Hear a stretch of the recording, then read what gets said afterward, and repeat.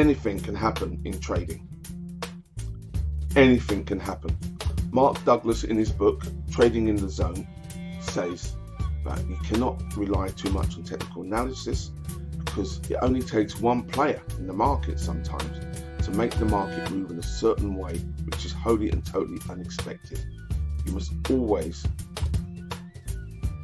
expect the unexpected when you're trading. Last month, October, that happened to me. Something wholly and totally unrelated to the markets happened. I've been following the markets very closely, as you do when you're trading, and my view was that although I was relatively bearish, the markets were going to hit all-time highs. The big figure at the time was 13,000. Today, on the 4th of November, it has hit that 13,000 level. But before it got to that level, it was a slow chug upwards. In the middle of the month, in October, around the 16th, if you can remember, we had the Brexit debacle. What had happened was that Boris Johnson's government managed to get an agreement from the European Union on their Brexit deal. If you look on the chart, this is represented here. The market shot up, okay? At that moment in time, 12,600, I was expecting the market to continue up another 400 ticks. It shot up, certain hitting the 800, but then it retraced back down again. And then disaster struck anyway, because what happened was that my internet connection collapsed. It failed. It broke down. My internet provider was BT, British Telecom, and they're unreliable. You may remember from earlier videos of last year that my line had gone down previously, and I had to try and trade around that, and that's what I've done the second time with my mobile phone. I'm not a great exponent of trading with a mobile phone, mainly it's because you don't get to see all the other markets. Okay, I like to have all the different markets up and different time frames when I'm trading. It gives me a good view as to what's going on in the market. Okay, and it also gives you a little bit of an edge when you're looking at the Bund, when you're looking at the S&P, when you're looking at the FTSE. Some of these markets move a little bit more or quicker than the DAX, for example, or if you're looking at treasuries and the Bund. Okay, so at the same time, I put myself under unwitting pressure. You may remember that my account size was only 3,750, and I was working on 250 a day, looking for 1,250 a week. I was trying to build my account up to a certain level. Okay, I call it the foothills before climbing Mount Everest. Well, on that particular day, which was the 16th of October, I was about 800, 900 down. And that wasn't too much of a problem. I realised I could get that back until that internet crashed. Now, BT's service was abysmal. It took them over a week for them to restore the service. And during that time, I was forced to actually use my mobile phone in which to trade. Now, the reason why I continued trading and not stopped trading was, number one, I suppose I had put an undue pressure on myself trying to get to 250 a day. Number two, I was not greatly aware, but until the last minute, it was half term and the children were at home. And so I knew that that week was going to be a bit of a write-off.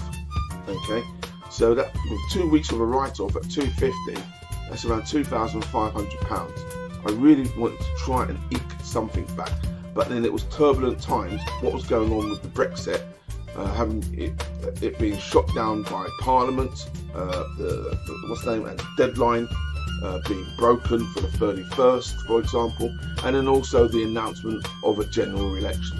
A lot was happening in the markets. Now, the way that affected me was here. It all happened on the 16th. Prior to that, things weren't, it was up and down, but overall I was on top. You see, after the 15th, there's zero profit.